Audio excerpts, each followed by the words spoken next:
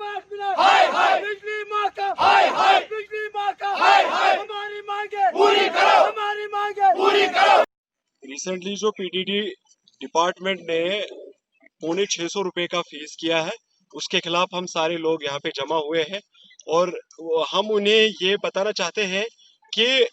318 रुपए जो पहले ही उनका फीस था वो भी हमें ज्यादा ही था, क्योंकि यहाँ की बिजली ज्यादा से ज्यादा 1 घंटा या 2 घंटे रहती है। और पीडीडी से हमारी ये गुजारिश है, जल्द से जल्द इस ऑर्डर को, जो ऑर्डर निकाला है, इस ऑर्डर को वो